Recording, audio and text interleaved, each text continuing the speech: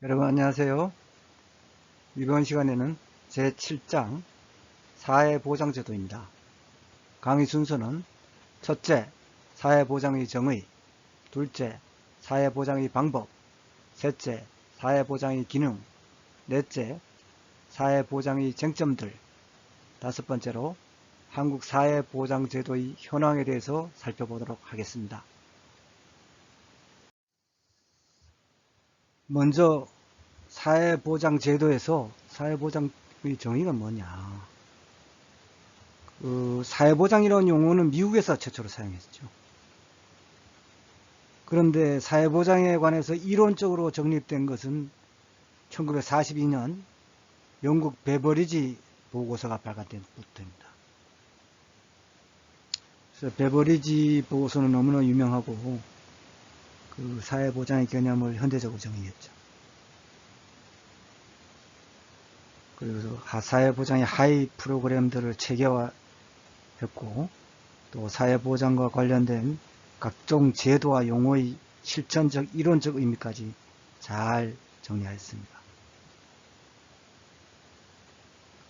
그래서 사회보장 베버리지 보고서에서는 실업이나 또 질병, 재해, 또 정년퇴직, 주된 소득자가 사망하여 생계를 책임질 사람이 없을 때, 출생, 결혼, 사망 때문에 추가적인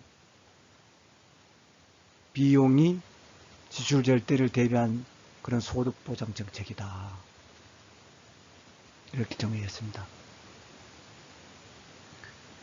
우리나라 그 사회보장기본법 그 제3절 보면 조금 유사합니다만은 질병, 장애, 또 노령, 또 실업, 사망 등의 사회적 이하로부터 그 모든 국민을 보호하고 빈곤을 해소하며 국민 생활의 질을 향상시키기 위하여 제공되는 사회보험이라든가 공공부조, 사회복지 서비스 및 관련 복지 제도다.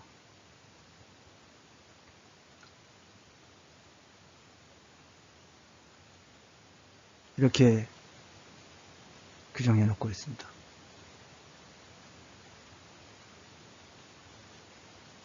그리고 사회보장은 국가가 책임지는 것만을 말합니다.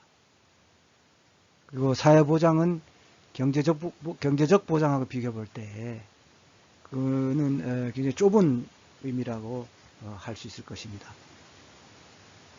왜냐하면 사회보장은 실업자의 경제적 보장을 해주는 그런 일자리 창출과 같은 그 노동시장 정책들은 포함하지 않기 때문입니다.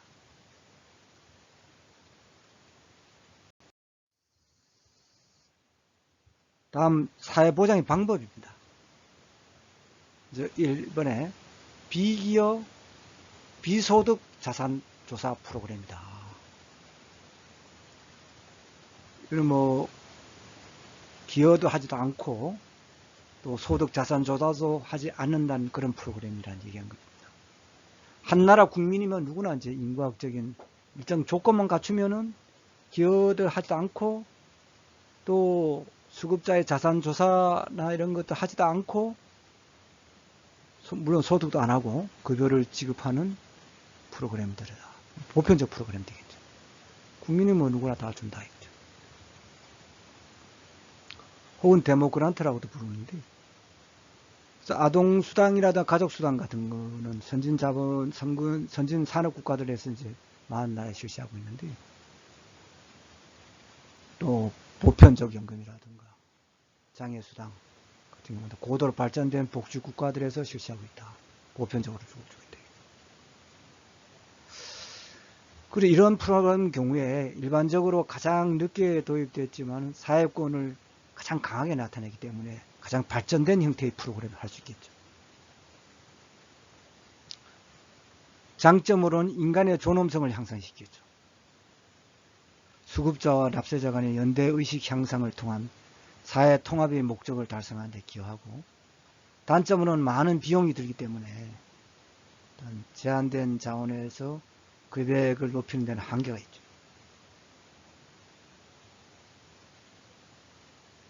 또 빈부격차에 상관없이 모두에게 제공되기 때문에 그 소득 재분배 효과에는 좀 부적합하겠죠. 소득 재분배는 잘 안 된다 이 얘기입니다.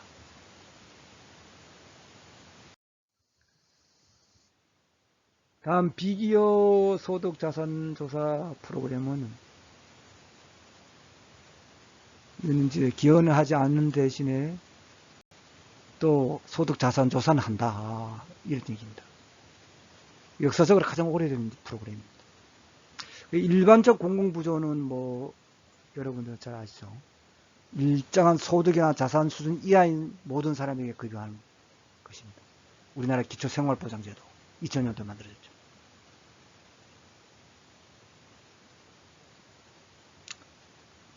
상당히 중요한 제도죠. 범주적 공공부조로는 이제 역사상으로 가장 오래됐고, 통상적으로 공공부조라 하면 이제 이런 것을 의미했는데요. 우리나라 과거 이제 생활보호 제도를 해가지고 어떤 뭐 좀 시혜적이고 좀 그랬댔죠. 그래서 장점은 경제적 그 효율성을 높일 수 있죠. 그 타겟트리에서 일정 소득이나 자산 수준 이하인 사람들만 조사해서 딱 주니까 그죠? 경제적 효율성을 높일 수 있고 또 소득 재분배 효과를 높일 수 있겠죠. 그런데 단점으로 있죠, 그죠? 수급자들에게 이 자산조사나 소득조사를 하는 과정에서 이 다 드러나잖아요, 본인이, 그죠? 인적사항이 드러나니까 그런 낙인화, 스티그마를 하는데, 스티그마 그런 현상이 일어나기 때문에 수치심을 불러일으켜가지고 인간의 존엄성을 훼손할 수 있다. 이러한 프로그램에서는 급여를 시혜로 간주한다 이거죠. 가장 낙후된 형태의 사회보장 프로그램인데요. 그 부정적 측면들이 가장 크게 나타날 수 있는데, 어떤 근로 저축 동기가 약화된다. 사회보장을 해주니까 그런 게 나타나고, 낮은 소득으로 신고해가지고 탈세한다.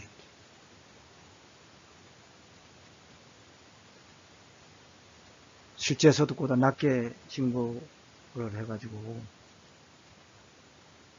기초생활보장 대상으로 한다 이거죠.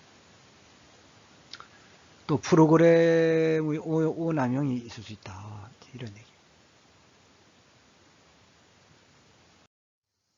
그래서 공공부조는 그래도 빈곤의 문제를 해결한 최후의 안전망이다. 이렇게 말할 수 있을 것입니다. 이런 극빈자들, 어려움에 처해 있는 사람들 같은 경우도 이런 그 사회에서 구조적인 그런 문제로 빚어질 수도 있거든요. 그래서 이런 것을 방치할 것이 아니라 국가에서 보듬어 좀 맞다. 이렇게 말할 수 있을 것입니다. 최후의 안전망이다. 다음 세 번째로 기여하고 또 비소득 자산조사 프로그램이다. 기여를 한다 이거죠. 기여를 하는데 비소득 자산조사다. 근데 이런 같은 경우에는 이제 그 사회보험이라고 우리 부르지 않습니까, 보통. 상당히 중요한 사회보장 프로그램이죠.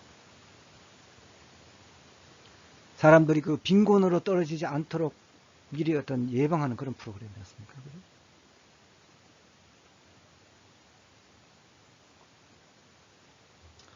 그래서 우리나라도 이거를 이제 많이 하고 있는데, 보험의 종류로는 국민연금이 있겠죠, 그죠? 국민연금 같은 경우는 뭐, 우리나라 같은 경우도 지금 많이 하고 있는데, 노령이라든가 장애라든가 그런 사망 위험에 대비한 그 보험. 또 질병보험은 질병에 대비한 보험이고, 실업보험은 실업에 대비한 보험이고, 산업재해보상보험, 줄여서 산재보험이라 하죠. 우리 일하다가 어떤 장애를 입었을 때 그 대비한 보험이다. 또 수발보험으로서 노후 질병에 대비한 보험으로서 개호보호와 요양보호가 있다.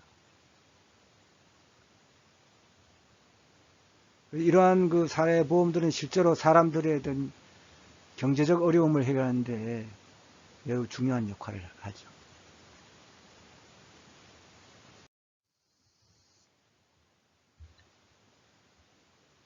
그래서 사회보장의 어떤 기능으로서 어떤 첫째 보호 기능이 있고, 그죠? 또 소득 재분배 기능이 있고, 생산성 기능이 있어요. 그래서 이것이 세계를 통해서 결과적으로 사회 정치적 기능을 수행하는 거거든요. 그래서 여기서 보호 기능이 가장 오래되고 기본적인 기능으로 분류되는데요. 가장 기본적으로 해결해야 할 사회적 위협으로부터 보호하는 것을 의미한다. 여기는 외적 보호와 내적 보호로 분류되는데요. 외적 보호 기능은 모든 국민이 인간의 존엄성을 잃지 않도록 하는 것입니다. 또 근로자에 대해서는 인본주의에 근거하여 사람들이 노동시장에서 부정적인 영향으로부터 보호하는 것이다. 근거는 인본주의다 이거죠. 공공부조 같은 경우는 외적 보호의 성격을 보이는데, 아동노동 금지 같은 거, 미성년자 및 여성 노동 제한, 모자 보건, 노동시간 제한 등. 다음 내적 보호 기능으로는 근로자를 생산 요소에서 보호해서 그 기능을 보존하며 이상적인 상태로 유지 관리하는 데 관심을 뒀다.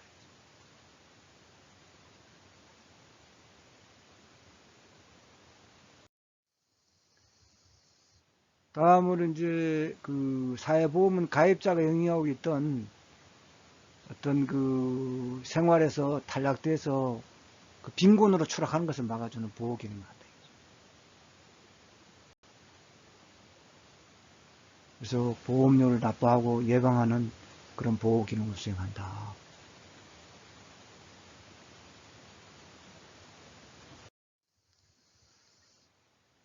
다음 소득 재분배 기능은요, 시간적인 소득 재분배가 있고 사람 간의 소득 재분배가 있는데, 시간적으로도 우리가 국민연금이나 이런 거 보더라도 근로자가 자신의 일생의 소득을 전체 인생으로 나누어 가지고 그 소득을 재분배하는 의미를 갖는 것이거든요. 실제로 이제 빈번하게 발생하지는 않죠. 사람 간의 소득 재분배는 한 개인의 어떤 소득 변동에 따른 소득 재분배 효과보다도 사람 간 소득 재분배 효과가 그 중요한 기능을 나타내고 있다. 이렇게 말할 수 있을 것입니다. 다음 이제 생산성 기능인데요. 인간을 생산 요소의 하나로 보는 것이다. 자신 노동력을 이용하도록 하는 관점에서 접근하는데요. 기업에서는 질적 향상을 위해서 인간적인 경영을 하고, 그죠? 의무화 관련 가속될 수에 대한 비용이 더 많이 투자돼야 하고, 또 고용보험이 있겠죠, 그죠? 고용안정사업과 직업능력개발사업. 그래서 기업의 어떤 상황과 개인의 능력을 가장 적절한 수준으로 조화하려는 그런 합리적 방안을 마련한다. 고용안전과 사업이 시력급여라든가 여러 가지 있지 않습니까? 직업능력개발 사업 같은 경우도 이런 그런 능력개발 사업을 이건 주로 회사에서 돈을 다 되는데요. 이건 고용보험이 있기 때문에 가능하다. 산재보험 같은 것도 그 장애인이 사회재활 및 직업재활 사업 하잖아요. 그죠? 그래서 산재를 입었을 때 그런 치료라든가 그런 걸 통해서 다시 노동시장에 투입할 수 있고 또 건강하게 노동을 할 수 있어서 생산성 기능을 수행할 수 있죠. 그래서 사회보장 기능은 일반적으로 인식하는 것과는 달리 미시적 차원에서도 매우 생산적인 요소를 충분히 내포하고 있다. 이렇게 말할 수 있을 것입니다. 또 사회보장의 생산성 기능은 거시경제학적 측면에서 볼 때도 사회에 대한 정책적인 안정효과를 가질 수 있다. 국민경제, 또 이와 직간접적으로 관련되는 경제 주체들 이런 같은 경우는 사회보장 정책을 통해서 각자 이익을 얻을 수 있다. 또 사회적 측면에서도 정책적인 연계를 통해서 심리적으로 안정적인 분위기를 형성 가능하다. 사회적인 불만의 폭발을 사전에 예방할 수 있죠. 그죠? 문제 향상을 기하고. 또 거시적 측면에서도 생산성 기능은 고용보험이 갖는 경기 변동 억제 효과를 지적할 수가 있다. 그렇죠? 그런 생산성 기능이 있다. 그래서 이런 걸 통해서 이 세계를 통해서 결과적으로 사회 정치적 기능을 수행하는데요. 종합적으로 일어나는데 사회보장 역할을 수행하면서 적어도 보호 기능의 적절한 수준을 보장해야 된다. 적어도 최저 보장이 일정 수준이 이루어질 수 있도록 배려해야지 소득 재분배가 이루어지겠죠. 사회보장이 기본적 기능이 수행이 될 때 어떻게 되겠습니까? 이렇게 볼 때 사회는 안정되고 정치적으로도 안정되겠죠. 그래 되면 국가도 발전되고 또 복지사회를 이룩한 토대가 될 수 있겠죠.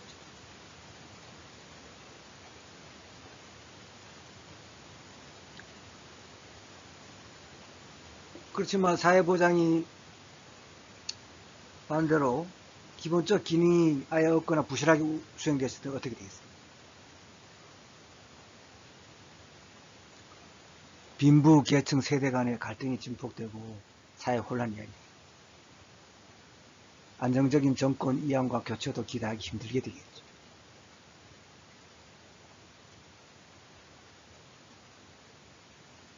여러 가지 문제가 나타날 수 있다 이거죠.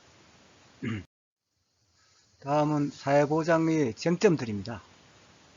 첫 번째로 사회보장에 대한 국가의 책임인데요. 국가가 사회보장에 대해서 책임을 지지 않았을 때 발생하는 문제입니다. 첫째, 노동 생산성의 측면에서 국가 발전에 저해가 되죠.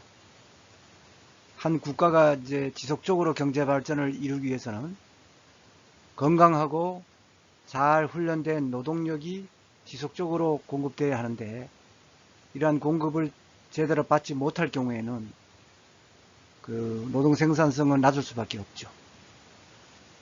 장기적인 관점에서 볼 때 제대로 된 공급을 받지 못하는 사람들의 수가 증가하면은 아동들의 경우도 인적 자본의 질이 낮아지게 되겠죠. 또 미래의 생산성도 자연히 낮아지게 되겠죠. 또 두 번째로 가난한 사람들의 증가는 경제적 안정의 측면에서도 국가 발전의 저해 요소가 됩니다. 즉 빈곤한 사람들은 구매력이 낮죠. 또 이러한 그 빈곤한 사람들의 규모가 늘어나게 되면은 또 산업 활동이 위축되겠죠. 그것은 곧 장기간의 불경기로 이어지겠죠. 또 세 번째로 가난한 사람이 많으면 개별적으로는 범죄 행위가 증가되고 집단적으로 폭동 행위가 많아지게 돼서 자본주의 기본 질서에 크게 위협이 된다. 그래서 마침내 사회가 불안정해지고 결국은 국가 발전에 저해가 되겠죠. 다음 네 번째로 경제적 물질적 측면 외에 빈곤 계층이 많으면 일반 계층의 정신적인 안녕에도 해가 되죠. 편안한 상태가 해칠 수가 있죠. 그들이 효용이 낮아질 수 있는데 예를 들면은 지하철에서 구걸하는 행위들이 있겠죠. 다음 다섯 번째로, 사회보장을 민간 부분에 맡기게 되면은 사회가 바람직하다고 보는 수준이 사회보장을 효율적으로 수행하지 못합니다. 민간 부분에서 도움을 받다 보면은 그 혜택을 받기 위해 일명 무임승차 현상이 발생됩니다. 이건 뭐냐? 사회보장이 잘 돼가지고 빈곤층이 감소하게 되면은 모든 사회 구성원이 이익이 되겠죠. 그러나 이를 민간 부문의 자발적인 행위에 의존해가지고 만약에 빈곤한 사람이 줄어든다 그랬을 경우에 이제 각 개인에게 분명히 이익이 되죠. 그렇다 하더라도 일반적으로 개별적인 사람들은 가난한 사람을 지원하려고 하지 않습니다. 왜냐하면은 내가 도와주지 않아도 누군가에 의해서 가난한 사람이 도움을 받게 되면은 그 혜택을 볼 수 있는 이른바 그 무임승차 현상이 발생하기 때문입니다. 또 민간에 의존할 경우에는 사회적으로 그 부각되는 그 계층이나 눈에 잘 보이는 계층에 대한 집중적인 지원이 이루어질 수가 있습니다. 그 예를 들면 뭐 소년 소녀 가장에 대한 이런 중복 지원 같은 경우, 그 다음에 그렇게 될 수가 있고, 여섯 번째는 대부분의 사람들이 자발적으로 미래에 발생하는 위험에 대비하지 않습니다. 현실에서 많은 사람들이 미래의 위험에 대비해 저축을 하지 않는 것은 발생 위험에 대한 정보가 부족하기 때문입니다. 또 일곱 번째로, 만일 국가의 사회보장이 없을 경우에는 평소에 그 미래의 위험에 대비해서 열심히 일하고 소비를 적게 하고 저축을 많이 하는 사람들이 위험에 대비하지 않고 그 소비만 한 사람들을 도와야 한다는 그런 불공평 문제가 발생할 수가 있죠. 그래서 많은 이들이 저축을 하지 않게 되겠죠. 그러게 되면 그럼 점점 더 문제가 악화가 된다. 따라서 국가가 개입해서 사람들이 평소에 일을 할 때, 그런 수입이 있을 때 소비 일부를 강제로 저축하게 하는 것이 사회적으로 더욱 바람직하다고 할 수 있겠습니다. 다음, 사회보험의 당위성으로, 사회보험은 오늘날 대부분의 국가에서 사회보장 제도들 중 가장 중요한 역할을 담당하고 있습니다. 그래서 국민들은 사회보험을 통해서 다양한 사회적 위험을 해결하고 있죠. 그 사회보험이 공공부조나 타 프로그램에 비해서 압도적으로 중요하게 된 이유는 그 강제적 기여를 통해서 다른 사회보장 프로그램들이 할 수 없는 기능을 하기 때문입니다. 그래서 사회보험의 기능을 살펴보면은 국민들의 어떤 기본적인 최저생활 보장 플러스 사회적 위험으로부터 소득이 중단될 때 이전의 생활 수준을 최대한 유지해주는 이런 기능을 하죠. 그러니까 위에 국민들의 어떤 기본적인 최저생활을 보장하는 것은 공공부조나 보편적 그 프로그램으로 가능하죠. 그러나 사회적 위험으로부터 소득이 중단될 때 이전의 생활 수준을 최대한 유지하는 것은 공공부조나 보편적 프로그램을 통해 유지하는 것은 현실적으로 불가능하죠. 그런 얘기입니다. 다음은 사회보험의 그 당위성에서 두 번째로, 국가의 입장에서 볼 때 강제적 기여 방식의 사회보험은 빈곤해질 가능성이 많은 사람들을 빈곤해지지 않도록 그 예방 가능하기에 궁극적으로 사회보장의 비용을 저감할 수 있고, 세 번째로 일반 국민들 입장에서도 사회보험에 기여를 함으로써 어떻겠습니까? 일종의 그 권리를 받아들이게 되겠죠. 그렇기 때문에 사회보험을 선호하게 되는데, 공공부조 같은 경우는 수치심을 느끼고 이제 공공부조를 자선이나 구호로 여기기 때문에 사회적으로 그 낙인을 받는다. 그렇기 때문에 일반 국민들은 공공부조에 대해서 적대감이 강하다. 다음 네 번째로, 전통적으로 공공부조는 일정한 소득과 자산 이하의 사람들에게만 급여를 이루지 않습니까? 그러다 보니까 어떤 그 근로나 저축 동기가 약화될 수밖에 없어. 많의 경우에 그 빈곤의 덫에 빠져서 빈곤에서 벗어날 수 없는 문제점이 있다. 빈곤의 덫에 빠질 수 있다 이거죠. 많은 경우에. 그래서 공공부조를 크게 확대하는 것에는 태생적인 한계가 있다.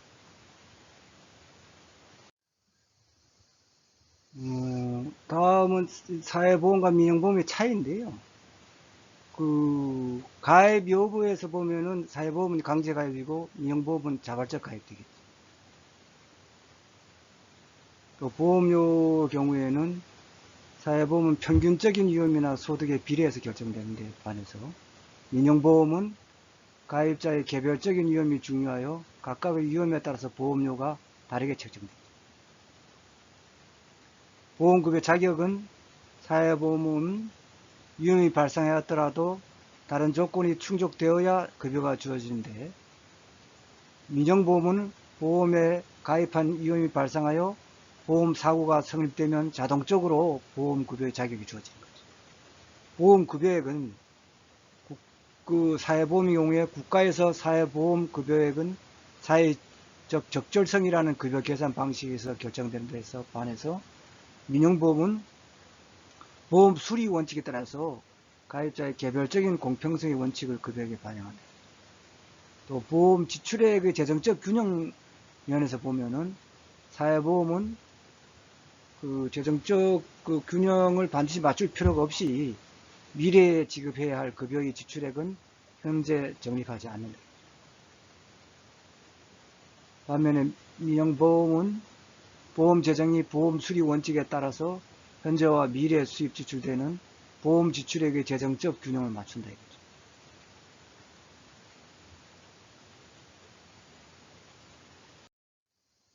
그래서 계약 같은 경우도 사회보험은 국민과 국가 간의 집합적인 계약이므로 상당히 포괄적으로 이루어진 데 반해서 민영보험은 보험가입자와 보험자와의 개별적인 계약 때문에 매우 구체적으로 나타나겠죠.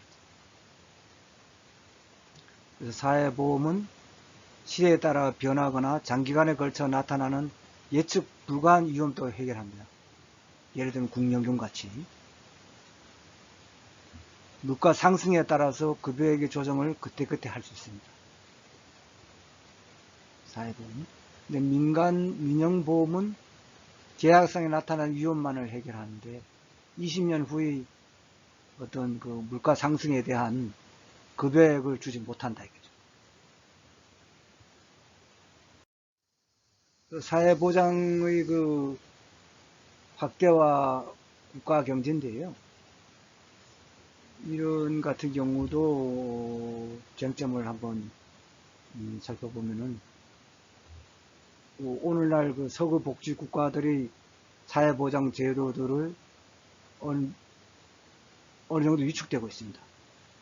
엄격한 사회보장 제도의 급여 자격 조건에 제한 까다로운 규정을 두고 있고요.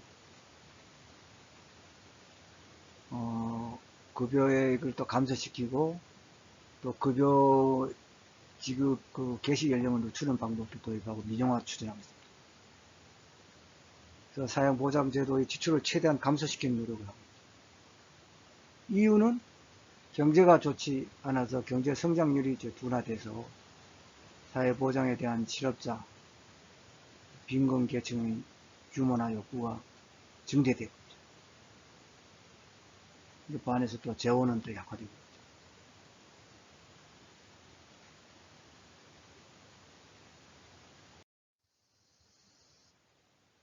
그래서 사회보장의 확대를 반대하는 사람들은 사회보장의 확대 때문이다.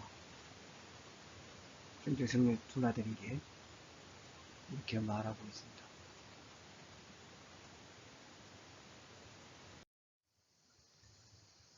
사회보장의 확대가 국가 경제에 해를 줄 수 있다고 흔히 거론되는 6가지 논리로 살펴보면 사회보장이 확대되면은 사회자의 입장에서 보면은 일반 조세나 각종의 사회보장성 조세의 그 부담이 커져가지고 총 노동비용이 증가하게 되면서 생산하는 재화나 서비스 가격이 높아지고 경쟁력이 약화되어서 국가 경제에 해가 된다. 또 피고용자 입장, 열심히 일해서 임금이 많아져도 조세 부담으로 인해서 일을 하지 않더라도 또 후한 사회보장급여로 인해서 근로동기가 약화돼서 결국 국가 총생산력이 감소하게 된다. 또 사회보장의 확대로 세금 부담이 높아지면 저축 가능한 가처분 소득이 줄고 각종 이원 발생에 대한 철저한 사회보장 혜택으로 저축 동기가 감소한다.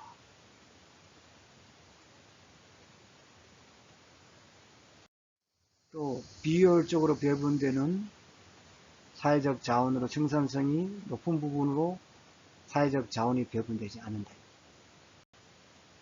사회보장이 확대되면 노동시장의 경직성이 야기되고 생산성에 따른 효율적인 노동 배분 발생이 안 된다.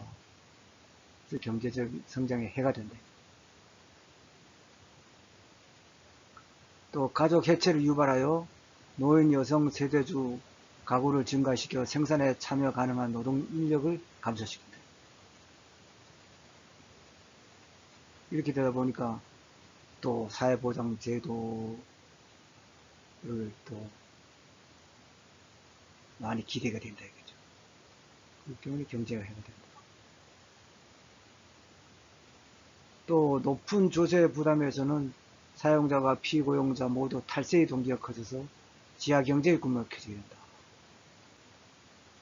효율적인 자원 배분의 왜곡으로 경제에 해롭게 된다.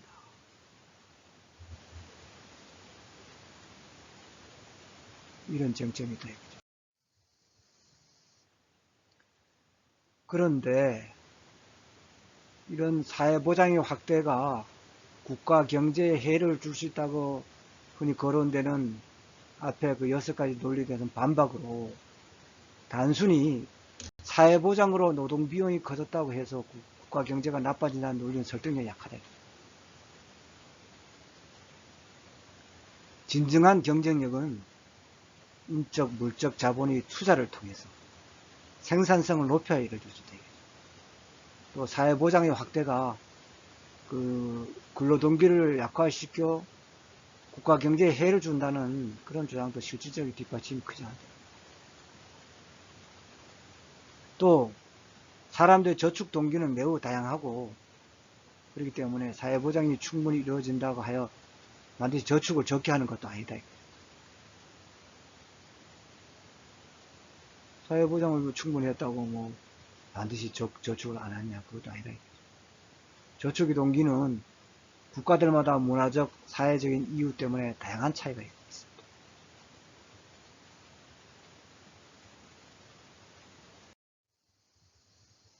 또 사회보장이 노동시장의 유연성에 다소 부정적인 측면은 있지만은 그 근본적인 그 이유는 노사관계의 어떤 단체벽에 있다고 반박했습니다. 그래서 경기 침체가 돼가지고 노동 수요가 적을 때도 임금의 감소비 회복이 어렵고 새로운 산업에서 노동 수요가 발생해도 신속한 직무 교육이나 노동 이동을 어렵게 만드는 것이죠.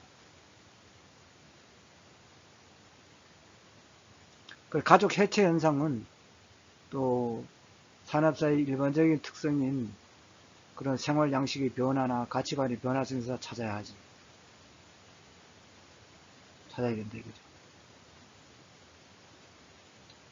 그리고 설사 노인 여성 세대주가 증가하더라도 국가 경쟁에 기여할 수 있는 생산성은 낮으므로 효과는 미미하다 이거죠.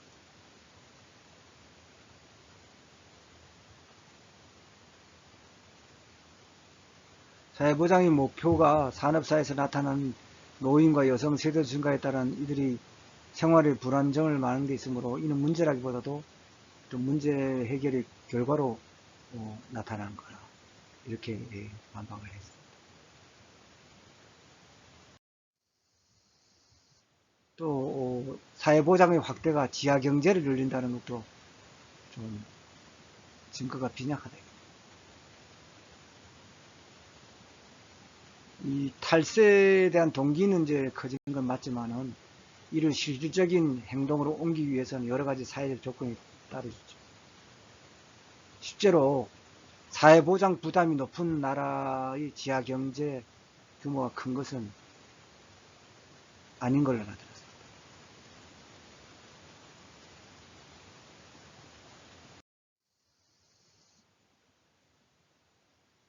결론적으로 사회보장의 확대가 국가 경제에 해롭다는 주장은 실증적으로 뒷받침되지 못하고 있습니다.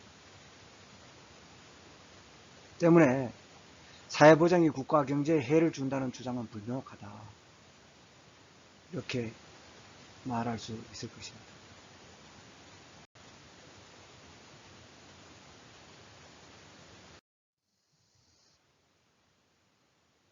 다음 사회보장의 확대와 국가 경제에 보면은 사회보장이 확대되면은 국가 경제의 이로운 측면이 많습니다.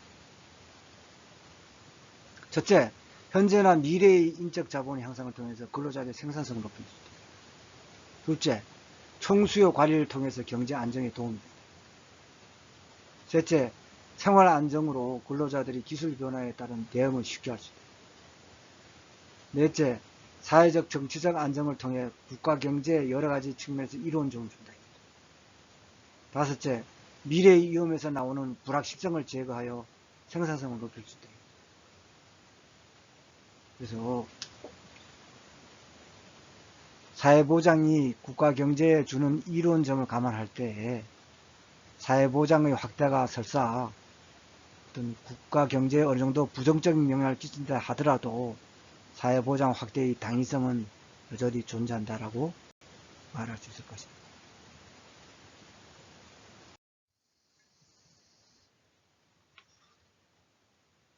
다음은 한국 사회보장제도의 현안입니다. 먼저 국민기초생활보장제도인데요. 이건 뭐 상당히 중요합니다. 이 사회보장제도 중에서 이 국민기초생활보장제도는 또 획기적인 거죠.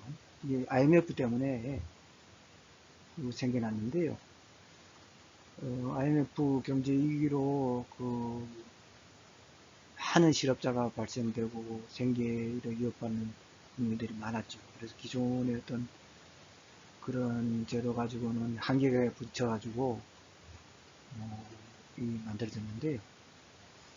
목적은 국가와 지방자치단체가 생활이 어려운 자에게 빈곤의 정도에 따라서 필요한 급여를 향해서 법에서 정한 최저 생계비 수준 이상의 생활을 보장하고 자활을 조성합니다.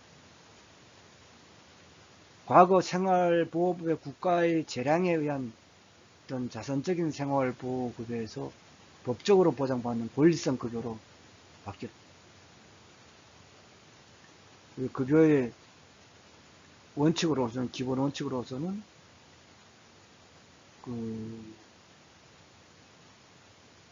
수급자가 자신의 생활의 유지, 향상을 위해서 그의 소득이나 재산, 또 근로 능력 등을 활용하여 최대한 노력하는 것을 전제로 보충 발전시키는 것으로요. 부양 의무자의 부양, 또 다른 법령에서 보호는 이 법에 의한 급여에 우선하여 행하지도록 했습니다. 그래서 그 수준이 이 법에서 정하는 수준에 미치지 못할 경우에 그 나머지 부분에 관해서 이 법에 의한 급여를 받을 권리 인정했다.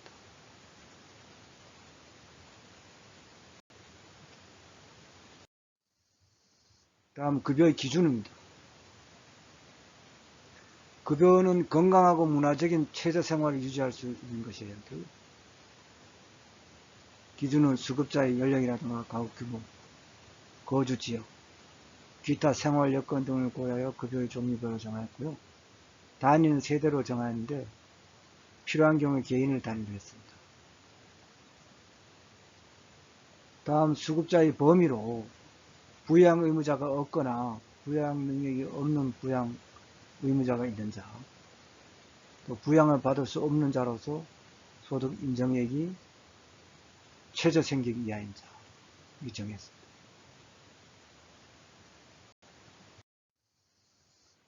다음은 최저보장 수준의 결정입니다. 국민의 소득 지출 수준과 수급권자의 생활 실태, 물가 상승률 등을 고려하여 최저보장 수준을 결정합니다. 또 매년 8월 1일까지 중앙생활보장위원회의 심의 의결을 거쳐 다음 연도의 최저보장 수준을 공표해야 합니다. 급여의 종류에는 가장 중요한 생계급여가 있습니다. 수급자에게 의복, 음식, 연료비와 기타 일상생활에 기본적으로 필요한 금품을 지급하여 생계를 유지하게 합니다. 주거급여는 말 그대로 수급자에게 주거 안정에 필요한 임차료, 유지수선비, 기타 수급품을 지급합니다. 의료급여는 일종 대상자는 근로능력이 없는 자로 구성된 세대, 또 미취학 자녀, 거동이 불편한 가구원을 보호하는 자, 보장시설 대상자고, 이 경우에는 진료비용이 전액 무료가 됩니다. 그래서 일부 조금 부담하는 게 조금 있습니다.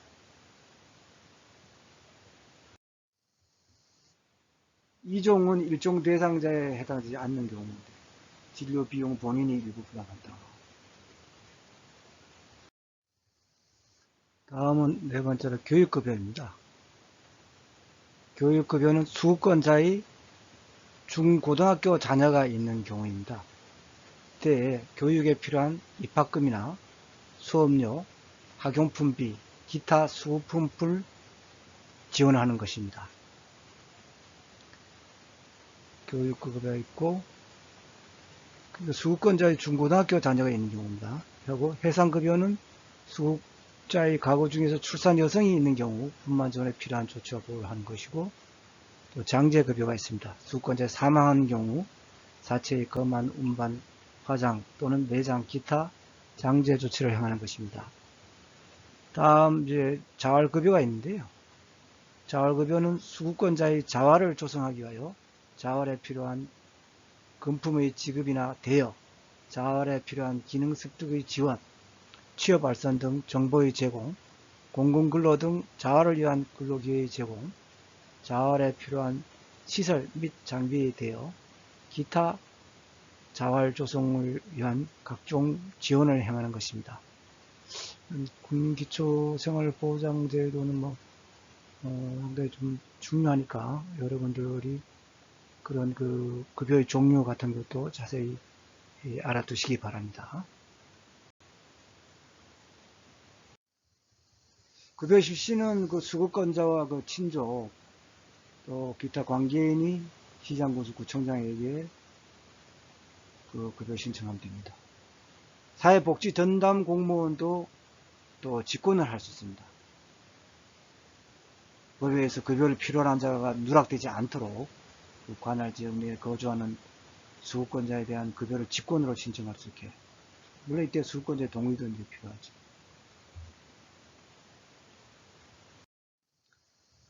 급여 신청의 조사는 신청이 있을 경우에 사회복지전담 공무원은 아래 4가지 이상을 조사하거나 보장기관이 지정한 의료기관에서 검진을 받게 해요. 부양 의무자의 유무 및 부양 능력 이런 조사해야 되고, 수급권자 및 부양 의무자의 소득 재산 조사하고요. 수급권자의 근로 능력, 취업 상태, 자활 욕구 등 자활 자원 계획에 필요한 사항. 왜냐면 수급권자가 국민기초생활보장 수급자라 해서 그냥 그대로 빈곤의 상태로 그렇게 방치하는 것이 아니라 이런 자활을 통해서 다시 근로를 할 수 있게끔 하는 게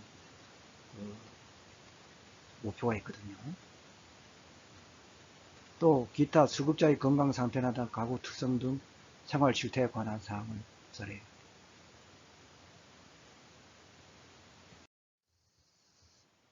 다음 국민연금제도인데요.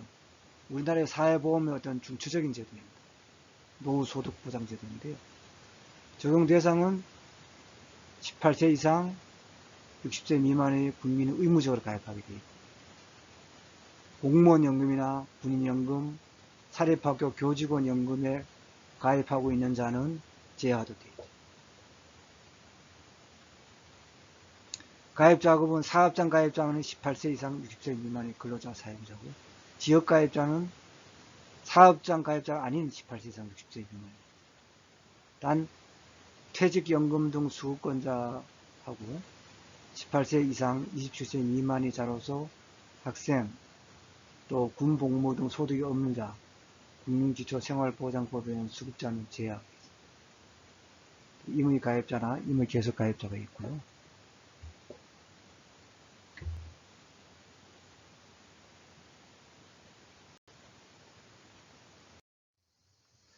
재원은 가입자가 내는 그 보험료인데, 보험료율은 가입종별로 업종별로 다른데요.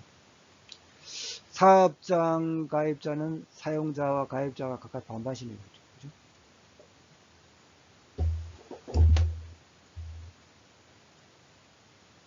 그죠? 국민연금 같은 경우는 현재 보험료율이 9%입니다. 그래서 근로자 4.5%, 사업주 4.5% 이렇게 내고 각각 반반씩 부담하니까. 그래서 농어민의 경우는 국가가 일부 보조해줍니다.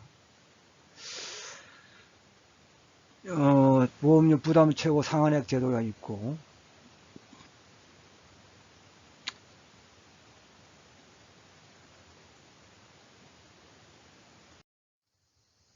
국민연금기금 운용 수익은 부분 적립 방식을 택하고 있습니다.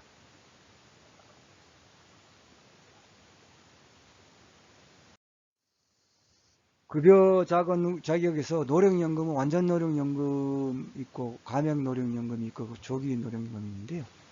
완전 고령연금은 가입기간이 20년 이상 60세, 가명 노령연금은 가입기간이 10년 이상 20년 미만인 사람으로서 60세가 되는 경우. 급여 수준은 가입기간 다 다릅니다만, 조기 노령연금도 가입기간이 10년 이상이며 55세 이상인 사람이 소득이 없을 경우, 60세 전에 이제 급여를 받는 경우인데, 이것 역시 가입기간에 따라서 급여 수준이 다릅니다. 장애연금은 연금가입 중에 발생한 질병, 부상으로 완치 후에도 장애가 있는 경우, 장애 등급에 따라서 다릅니다. 급여 수준이. 유족연금은 가입자, 가입기간 10년 이상인 가입자던 자가 노령연금 수급 과정에 사망했을 때 그 유족이 받을 수 있다. 급여액은 연금 수급 전 3년 동안의 전체 가입자 평균 소득을 해. 거기다가 또 가입자 개인의 전 가입 기간 동안의 평균 소득을 해. 국민연금 20년 이상 가입 계불 수. 그래서 정한다. 이런 산출 방식은 국민연금이 소득 재분배 기능을 하기 위한 것이다. 그래서 연금액은 그 평생 동안 동일한 액수가 지급되는 게 아니고, 인플레이션 고려하고 물가지수 이런 거, 물가 변동률 이런 거 고려해서 매년 조정합니다.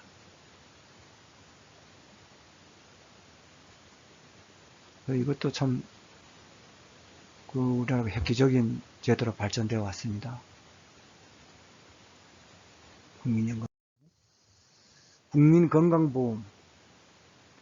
국민건강보험이 77년 7월 1일부터 의료보험이라는 이름하에 실시됐죠. 10년 만에 전 국민을 적용 확대됐는데요. 그래서 이거는 쭉 98년 10월 1일 이전에 이제 그 227개 지역 의료보험 조합부터 시작해서 그 2003년 7월 1일부터는 재정 통합도 이루어져 가지고 의료보험은 멸시공이 하나의 건강보험공단에서 이제 운영이 됐습니다.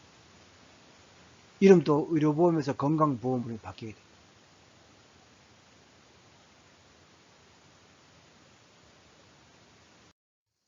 적용 대상은 의료급여 대상자로 정해진 사람을 제외한 모든 국민이 적용 대상자입니다.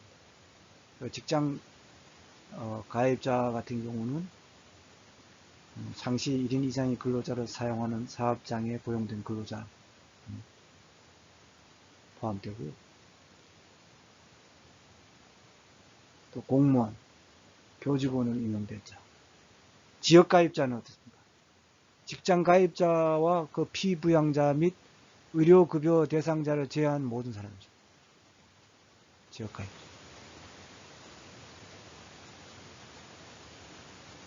여기서 직장 가입자의 피부양자는 뭐냐? 직장 가입자에 의해서 주로 생계를 유지하는 사람으로, 예를 들면은 직장 가입자의 배우자라든가 직계 존비소, 그 배우자 형제자매를 칭하는 것입니다. 다음은 재원입니다.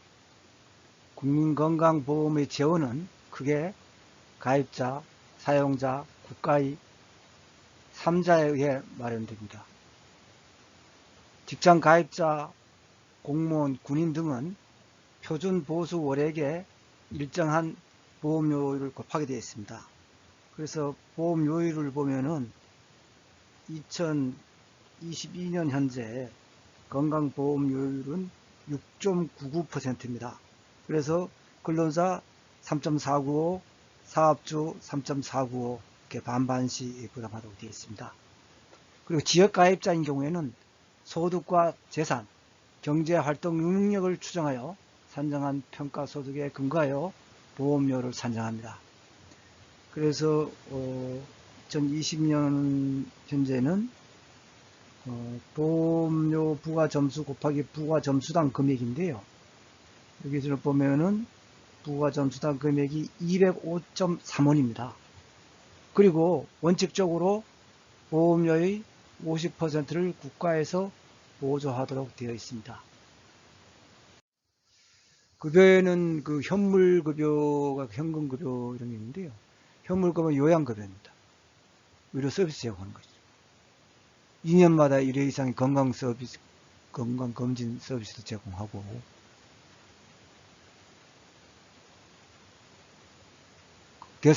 건강검진 대상자는 직장가입자 및 40세 이상 피부양자, 세대주인 지역가입자, 40세 이상인 지역가입자 세대원입니다.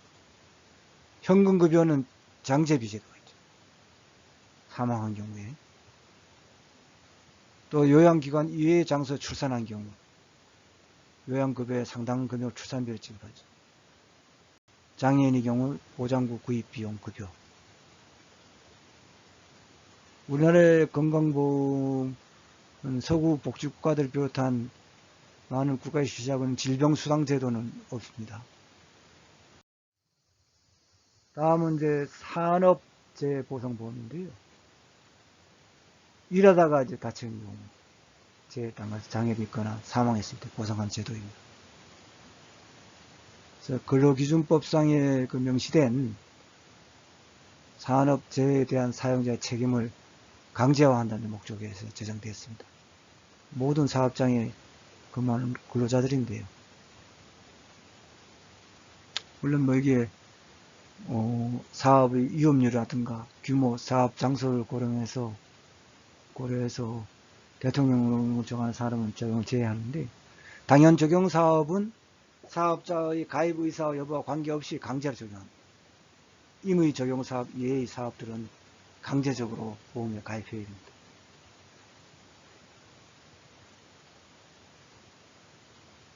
보험료 신고 납부 의무가 주어지는 거죠. 사업자들은 당연 적용 사업은 강제로 적용되는 사업자.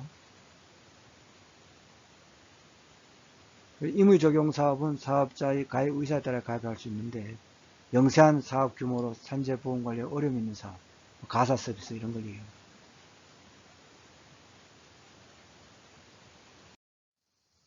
재원은 보험 가입자가 내는 보험료로 이제 이루어지는데 산재보험은 다른 사회보험과 달리 피고용자는 부담하지 않습니다. 사업자가 내는 것이죠. 보험료는 당해 연도의 해당 사업장, 사업의 임금 총액 곱하기 보험료를 이제 사업장은 내는데요. 급여는 업무상 재해를 이제 인정받아야 돼요. 업무 수행성, 업무 기인성 모두 충족해야 됩니다. 업무 수행성 뭐예요? 노동자의 재해가 업무를 수행하는 중에 발생했나? 업무 기인은 그 업무로 인해 재해가 발생했냐? 이 두 가지를 다 충족해야 된다. 그래서 현물급여와 현금급여 비용 보상 방법이 있고요.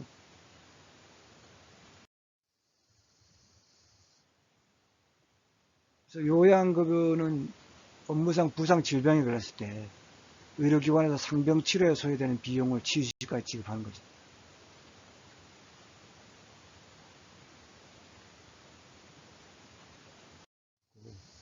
또 휴업급여, 부상 질병을 해서 취업하지 못했을 때 그 기간 동안 산재 근로자와 가족의 생활 보호를 위해서 임금 대신 지급한다. 장애급여, 업무상의 재해 치유 후 그 재해와 인간관계에 있는 장애가 남은 경우 장애 정도에 따라서 지급한다. 또 유족급여는 근로자의 사망 시 유족에게 이제 지원하고, 간병급여는 요양급여를 받는 사람이 간병이 필요하여 실제로 간병을 받는 사람에게 지급하는 것이다.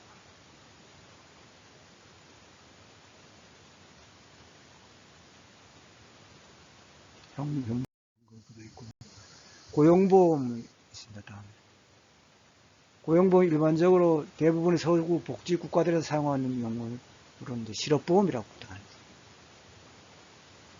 실업이 됐을 때 실업급여를 통해서 생활보장을 추구하는 것을 강조하고 있습니다. 이것은 사전적 적극적 성격이 강조됩니다.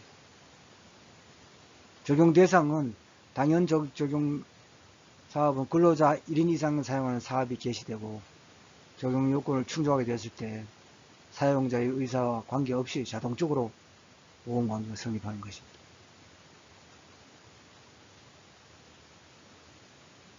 임의 적용 사업은 사용자가 자유의사로서 고용보험에 가입하는 사업입니다.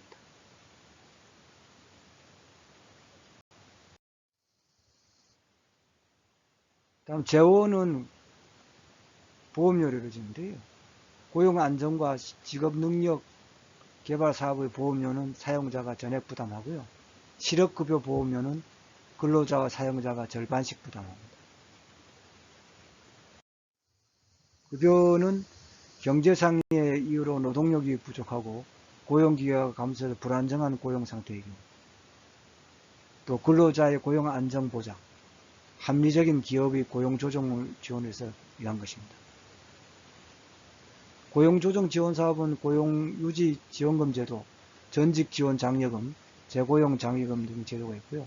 잠재 인력 고용 촉진 사업으로 고령자 고용 촉진 장려금 제도, 여성 고용 촉진 장려금 제도, 장기 구직자 고용 촉진 장려금, 중장년 훈련 수료자 채용 장려금 등이 있습니다. 고용 촉진 시설 지원 사업에도 직장 보육 시설 지원금과 직장 보육시설 설치 비용 융자 및 무상 지원 제도가 있습니다. 고용안정 사업에 그런 게 있다는 걸 알아두시기 바랍니다. 급여는 인적 자원의 그 질을 높여서 근로자의 직무 능력 향상에 노력을 높이는 것입니다. 사용자를 지원하는 사업으로 직업 능력 개발 훈련, 유급 휴가 훈련, 해외 직업 능력 개발 훈련, 건설 근로자에 대한 훈련 비용 등을 지원합니다. 근로자를 지원하는 사업으로 근로자 학자금 비용 대부, 근로자 수강 지원금, 실업자 재취직 지원, 정보 위탁 훈련 등이 있습니다. 급여는 근로자가 실직했을 경우 그 일정 기간 동안 급여를 지급해서 근로자 및 가족의 생활 안정을 도모하고 자신의 능력과 적성에 맞는 새로운 직장을 찾을 수 있도록 지원하는 제도입니다. 구직급여는 가장 중요한 것으로 고용보험에서 실업 전에 18개월간의 기간 중 180일 이상 근무한 후 불가피한 사유로 이직퇴직입니다. 그리고 재취업 의사와 능력을 가지고 있을 때 지급합니다. 구직급여. 급여 일수는 그 고용보험에 가입한 기간 및 연령에 따라서 120일, 270일 범위내에서 다릅니다. 급여 수준도 실직 전 평균 임금의 60%입니다. 그래도 뭐 교재는 틀리게 되어 있는데, 수급 자격은 2주에 1회씩 직업안정기관에 출석하여 실업 인증을 받아야 합니다.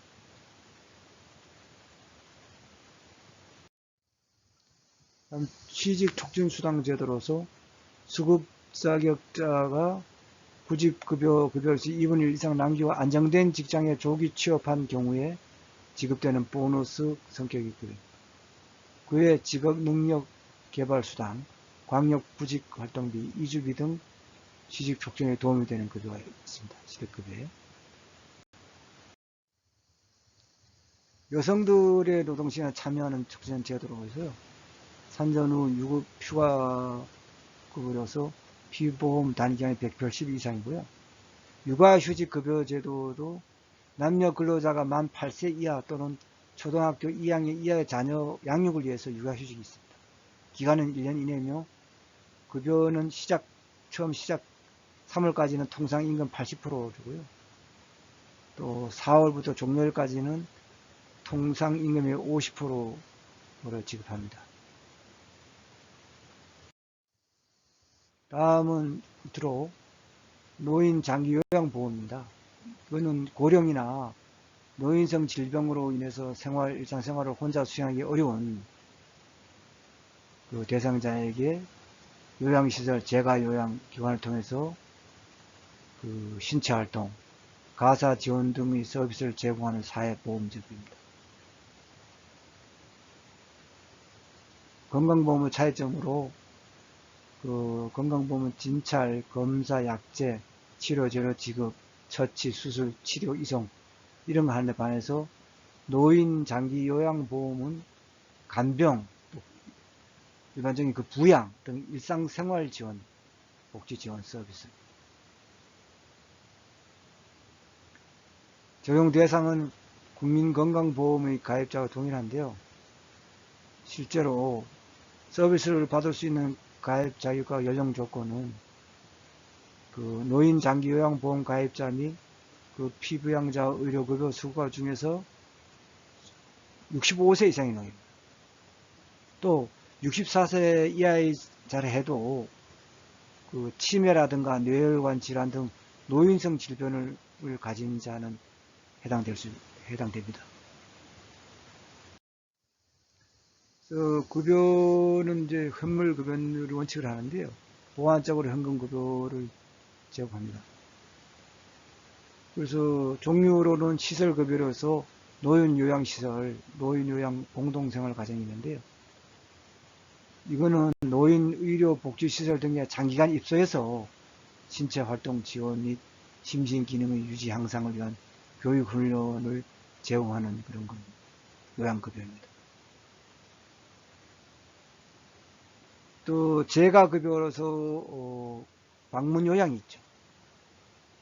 장기요양원이 그 수급자 그 가정을 방문해가지고 신체활동 및 가사활동을 지원하는 그런 급여죠.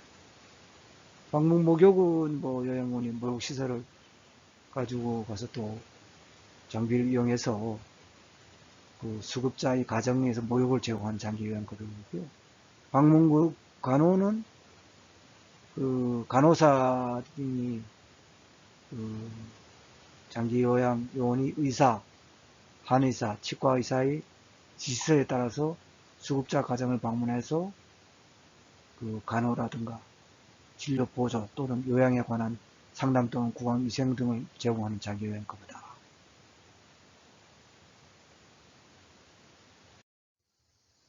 제가 급여로는 주야간보로 했어요. 수급자를 하루 중 일정 시간 동안 장기 요양기관에 보호해서 신체활동 지원 및 심신의 기능 유지 향상을 위해서 교육 훈련을 하는 장기 요양급여입니다. 단기보호는 수급자를 일정 기간 동안 장기 요양기관에 보호하여 신체활동 지원 및 교육 훈련 등을 제공합니다. 기타 재가급여가 있는데요. 복지용구를 제공하거나 가정을 방문하여 재활에 관한 지원 등을 제공하는 장기 요양급여로서 대통령이 정하는 것입니다.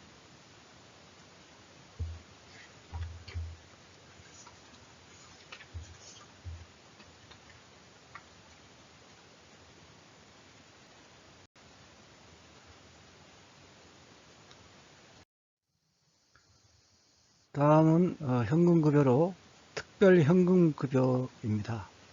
거기에는 가족요양비, 특례요양비, 요양병원 간병비가 있습니다.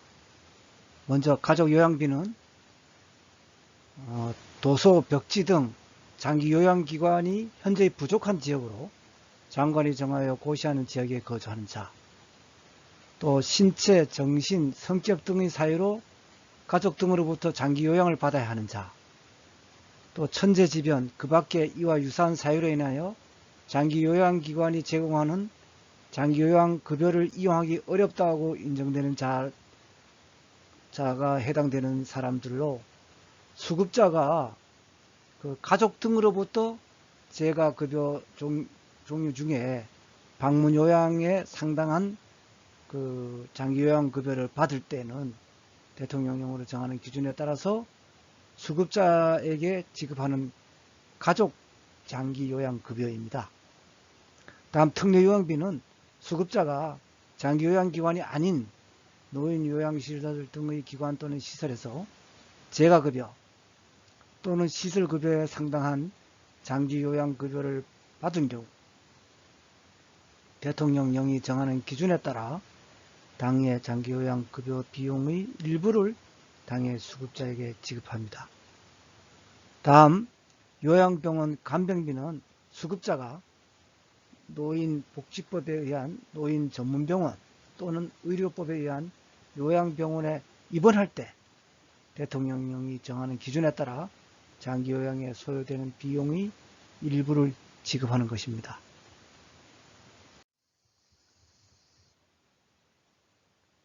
제7주차 과제를 부여하겠습니다. 사회보장의 기능을 기술하시옵니다. 그래서 사회보장의 기능은 여러분들 확실히 알아두셔야 되니까 공부 좀 해주시고, 여기에는 보호 기능이 있고 또 소득 재분배 기능이 있고 생산성 기능이 있고 그리고 사회 정치적 기능이 있죠. 그래서 내용을 알아두시고요. 그 다음에 지금까지 학습한 내용 중에서 좀 중요한 내용을 몇 가지 추가로 좀 설명을 해 드리겠습니다. 그래서 사회복지 서비스 전달 체계 구축의 주요 원칙이 행정구조적 측면과 서비스 공급자 측면으로 나누어서 알아보도록 하겠습니다. 그래서 행정구조적 측면에서 수급자의 욕구가 최선의 행정적 지원 조건 하에서 처리될 수 있도록 배려함을 의미하는 것이거든요. 그래서 첫째, 기능 분담의 체계성의 원칙인데요. 이것은 이제 행정의 어떤 효율성, 이런 거 고려한다면은 개별 사회복지기관의 행정사 위치에 따라서 기능이 차이가 날 수밖에 없지 않습니까? 이 전달 체계에도 상부가 있고 또 하부가 있고 또 상부 하부 연결시키는 또 중간 체계도 있을 수 있죠. 그러니까 중앙부처하고 이제 시도가 있고 또 시군구 및 읍면동 단위 하부 체계에서 직접 또 일선에서 일하는 게 있겠죠. 이런 기능상의 또 분담의 체계가 있다. 이것이 이제 기능 분담의 체계성의 원칙입니다. 그래서 이상적인 전달 체계는 상부로부터 하부 또는 하부에서 상부로 연결되는 기능상의 분담이 체계성과 일관성을 유지해야 되겠죠. 그 다음에 전문성에 따른 업무 분담의 원칙으로 그 사회복지 서비스의 제공과 관련된 업무는 그 특성에 따라서 어떤 전문가가 해야 할 일이 있고 그렇지 않은 일이 있으니까 그걸 분담해 가지고 해야 된다는 그런 원칙입니다. 그 다음에는 책임수의 원칙이 있겠죠. 또 그 사회복지가 한 사회 제도로서 존재하는데 서비스 공급자는 반드시 이제 규정에 맞는 절차에 따라야 할 의무가 있죠. 그래서 책임자가 누구에게 책임지는가? 먼저 사회에 대한 책임이 있을 수 있다. 사회로부터 사회복지관이 이임받은 소정의 기능을 적절히 수행해야 하는 책임. 또 클라이언트에 대해서 그 욕구를 최대한 해결해야 할 책임이 있지 않습니까? 클라이언트 욕구를. 또 전문가 협회에 대한 책임으로 전문가로서의 윤리강령을 준수하고 전문가다운 지식과 기술을 지속적으로 연마하고 발전시키는 그런 책임이 있는 것이죠. 그 다음에 접근 용이성의 원칙으로 그 사회복지 서비스를 필요로 하는 사람이 필요한 때에 또 편리한 곳에서 해당 서비스를 받을 수 있도록 서비스와 욕구를 연결시켜 줘야겠죠. 그리고 접근 용이성의 원칙에서 우선 클라이언트 측면이 있을 수 있는데 그 복지 서비스에 대한 필요성을 느낄 때 용이하고 또 편안하게 접근할 수 있는 그런 전달 체계가 되어야 된다. 접근 용이성의 원칙에서. 그래서 예를 들면 지리적으로 교통이 편리한 곳, 또 심리적으로 소외의식이나 차별되고 없다는 느낌을 줄 수 있는 곳, 그런 편안한데 이런 데를 적극적으로 그렇게 안내를 해야 되겠죠. 여기 있고, 그다음 서비스 공급자 측면에서는 잠재적 수급자를 발견해낼 수 있는 전달 체계를 갖춰야 한다. 예를 들자면 문제를 안고 있음에도 불구하고 도움을 받기를 꺼려하거나 사회복지기관의 존재를 전혀 모르는 수급자들, 이런 경우가 많다 그랬죠. 그래서 경우에 여러분들이 어떤 전문가들이 어떤 전문적인 그런 공보 활동을 또 펼쳐야 되겠죠. 그 다음에 통합 조정의 원칙이 있을 수 있습니다. 다양한 서비스가 동시에 취업되어야 하는 경우에 이를 통합하여 관리할 수 있는 책임 기관을 선정하거나 책임 전문가를 선정할 필요가 있는 것이죠. 그래서 사회복지계획 자원의 배분과 업무 수행 시에 관계기관 및 관계자의 협조 조정이 원활하게 이루어질 수 있도록 그런 세심한 배려가 있어야 되겠습니다. 다음에는 지역사회 참여 원칙이 있죠. 현대 사회복지 문제는 어떤 공식적 사회복지 체계만으로 해결하기에는 서비스의 양과 질이 모두 부족하기 때문에 비공식적 사회복지 체계의 복지 기능을 과소평가해서는 안 되겠습니다. 그래서 지역사회라든가 가족, 친척 이런 비공식 사회복지 체계의 복지 기능을 그런 공식 체계가 어떤 적극적으로 비공식 체계를 최대한 수행하고 활용해야겠습니다. 다음 조사 및 연구의 원칙으로 계획 및 통제 기능을 수행하기 위해서 조사 및 연구의 필요성이 지대하지만 활동 영역은 실로 광범위합니다. 이 조사 및 연구 활동의 성패에 따라서 사회복지 서비스의 전문가화가 좌우될 수 있기 때문에 사회복지 서비스의 전달 체계는 조사 및 연구 기능을 극대화할 수 있도록 구성되어야 하겠습니다. 그리고 서비스 공급자 측면에 보면은 평등성의 원칙이 있을 수 있습니다. 모든 국민이 사회복지 서비스를 신청 이용할 수 있는 권리를 부여받을 수 있음을 규정하는 것으로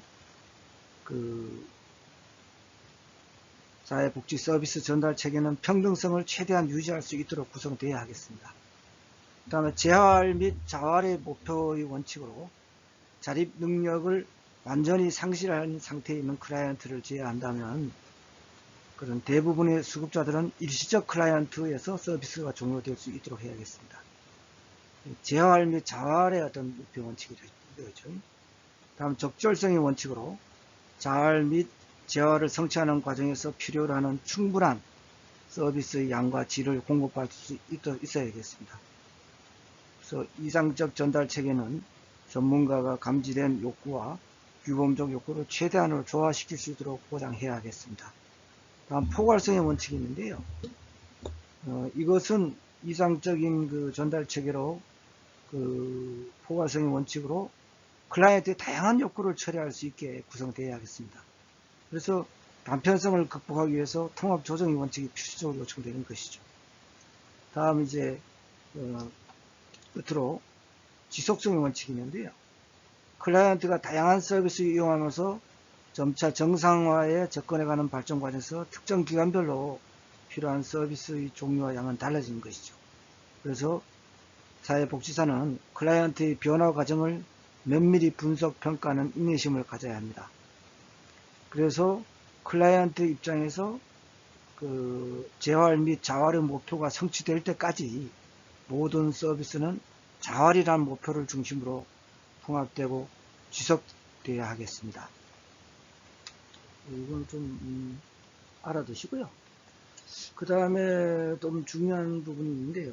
그 사회체계 이론하고 그 생태체계 이론이 있는데요. 이걸 좀 알아두셔야 되는데 조금만 설명해 드리면은 그 사회체계 이론은 그 생태체계 이론과 함께 사회복지 실천 방법의 토대가 됩니다. 그래서 알아두셔야 되는데요. 이거는 그 인간과 그 인간을 둘러싼 사회체계의 현상을 설명하는 것이 이론이거든요. 사회체계 이론이. 그래서 내용을 보면은 사회는 이제 부분이며 전체라고 할 수 있는 이렇게 체계로 구성되어 있습니다. 또 하위 체계가 있고 또 상위 체계가 있죠. 그래서 이런 그 체계들은 각기 다른 기능을 발휘하면서 상호 또 의존적인 관계를 갖습니다. 그럴 때 서로 영향을 미치게 되겠죠. 그래서 체계는 자체적으로 다른 체계와 구분되는 경계를 가지지만은 상호 간의 교환과 침투가 이루어지는데 이 교환과 침투 이런 관계에는 상호작용은 어떤 그 대화나 긴장, 정서적 지지나 물품 교환과 같은 에너지가 체계의 경계를 넘어서 교환되는 것이죠. 그래서 한 체계의 변화 문제는 다른 체계의 변화 문제로 나타날 수 있고 또한 다른 체계에도 영향을 주기 때문에 체계 간에는 어떤 그 쌍방적 인과관계가 나타나는 거 있죠. 그런 경향이 있고 이러한 사회 체계는 상호간의 개방과 폐쇄의 계속 선상에서 경계와 상호작용을 하여 안정의 틀을 깨지 않는 속에서 변화를 추구하는 것이죠. 그래 행동 체계의 어떤 행동적 그 특성은 투입이 이루어지면 이제 전환이 이루어지고 그다음에 산출이 이루어지고 환류가 되는 것이죠. 이제 제가 조금 설명을 해드렸는데 그렇게 좀 알아두시고요. 그리고 이러한 그 사회 체계론적 관점에 의하면은 개인은 내적으로는 어떤 신체적, 사회적, 정서적, 인지적 측면의 하위 체계로 구성되어 있고 외적으로는 가족이나 소집단, 공동체, 지역사회, 또 국가, 문화, 대륙 등과 같은 상위 체계가 있다 그랬죠. 그래서 수직적으로는 개인 내적 체계에서 개인, 가족, 소집단, 공동체, 지역사회, 국가, 문화 등으로 체계의 서열이 있고 수평적으로는 같은 이상의 다른 기능을 하는 체계가 있다. 그렇게 하시고 생태체계 이론은 그 이제 브론펜 브레너가 이제 그 체계한 이론인데요.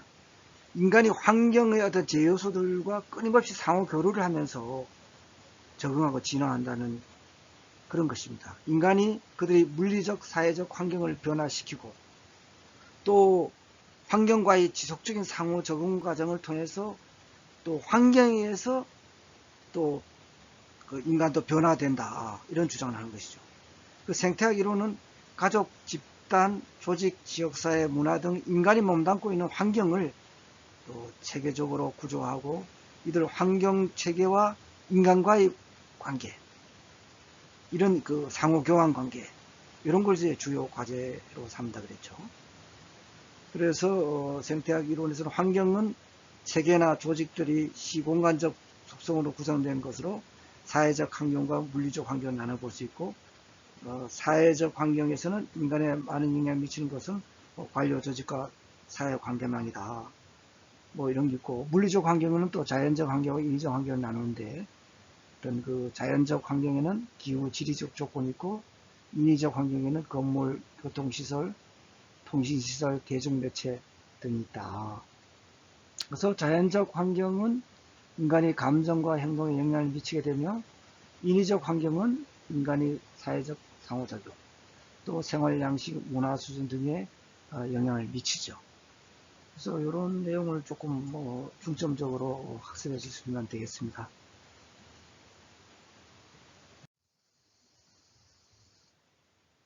이상으로 제7장 사회보장제도에 대한 강의를 모두 마치겠습니다. 여러분 대단히 감사합니다.